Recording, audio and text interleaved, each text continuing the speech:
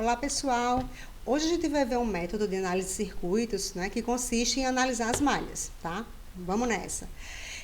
A gente vai ver o procedimento de como a gente vai abordar esse método, tá? E a gente vai ver um conceito associado a esse método, que é o conceito de supermalha, né? É o que a gente vai ver hoje. Bom, para a gente começar a analisar a corrente pelas malhas, tá? Então, o que consiste o método de análise de malhas? O método de análise de malhas consiste em se encontrar as correntes de malha. Então, aquele conceito que a gente viu sobre corrente de malha vai ser bem importante para a gente aplicar nesse método, tá?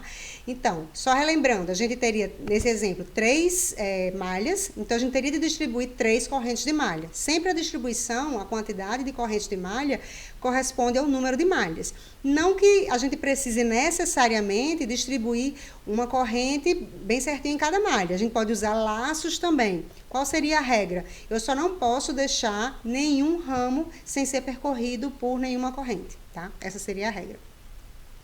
Bom, então, o procedimento para a gente aplicar esse método de análise de malhas. O primeiro passo, né, seria desenhar o circuito de uma forma clara, tá? Porque às vezes o circuito vem, ele como se fosse tridimensional, por exemplo, um desenho de um cubo, onde as arestas são resistores, e a gente queira trabalhar essas malhas. Então, a gente tem que transformar isso no que a gente chama de circuito planar, né? Para poder ficar bem claro, né, quais são as malhas, os caminhos das correntes, e ficar mais tranquilo para a gente aplicar o método. O próximo passo seria, para cada malha, a gente vai definir uma corrente de malha, né? Mais uma vez, eu posso usar os laços também. A quantidade de correntes de malha que tem de ser a quantidade de malhas que o circuito tem, tá bom?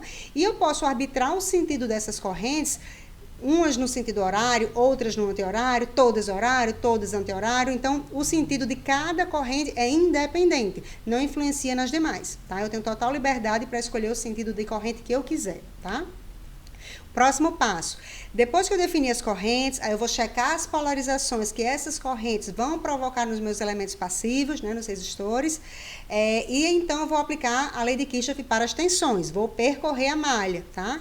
Considerando aqueles sinais, né, das polarizações, como a gente já viu, tá? E esse fato de eu percorrer a malha, não necessariamente eu tenho de adotar o sentido que eu passei a corrente. Eu posso adotar um sentido completamente diferente, tá? Um pode ser no horário, o outro no anti-horário, posso percorrer todas no mesmo sentido, né? Isso também fica a critério de quem está resolvendo. A gente tem total liberdade também para definir o sentido que a gente vai percorrer, tá? Bom, aí tem algumas observações que a gente deve prestar atenção quando está usando o método de análise de malhas, né? Primeiro, se a gente tem um ramo que tenha fonte de corrente, seja ela dependente ou independente, a gente não vai percorrer esse ramo.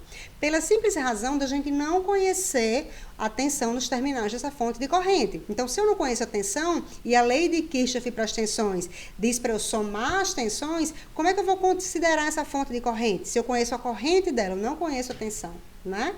Então, a gente não vai percorrer. Ah, mas aí vai ter uma equação a menos?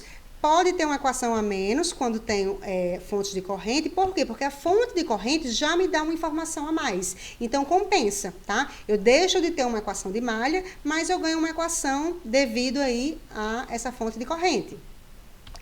Outra coisa que é consequência disso, cada fonte de corrente, ela elimina uma equação de malha, tá? Então, se eu tenho uma fonte de corrente e eu não vou percorrer aquele ramo, obviamente eu vou ter uma equação de malha a menos, tá? E, novamente, essa equação vem de onde? Que eu preciso para encontrar todas as minhas variáveis da própria fonte de corrente, né? Normalmente eu já conheço um valor de corrente ou já tenho uma relação entre duas ou mais correntes, né? Depende da configuração que eu distribuí as minhas correntes de malha. Bom, e outra coisa interessante, né, que também para a gente pensar um pouquinho, quando a gente está resolvendo um circuito por análise de malhas, não tem sentido a gente usar a lei de Kirchhoff para as correntes, a lei dos nós. Por que isso? Vamos prestar atenção nesse mesmo exemplo que eu botei aqui mais cedo, né? Pense nesse nó A. E eu distribuí minhas correntes de malha como está aqui, né? I1, I2 e I3.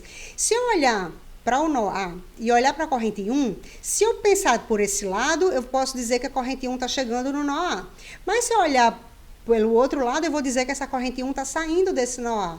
Não tem sentido, tá? Então, a gente não usa lei dos nós quando está trabalhando com análise de malhas. Combinado? Pronto, e o conceito de supermalha, né, que é o que falta para a gente fechar essa aula, na verdade, ele é só um artifício, né, que é usado, tá? Que ele é caracterizado quando a gente tem duas malhas com um ramo comum, tá? Que tem uma corrente conhecida, né? Normalmente uma fonte de corrente. Então, quando acontece isso, né? Lembrando que a gente não percorre ramo que tem fonte de corrente, o que acontece, né? Se eu distribuir aqui uma corrente 1 nessa malha, uma corrente 2 nessa outra malha, eu não vou percorrer esse ramo, lembram? Então, ó, eu vou percorrer essa malha mais externa, tá? E a outra equação eu vou ter aqui, né, da relação de I com I1 e 2. I vai ser igual a I1 menos I2, pelos sentidos que a gente tem aqui, tá?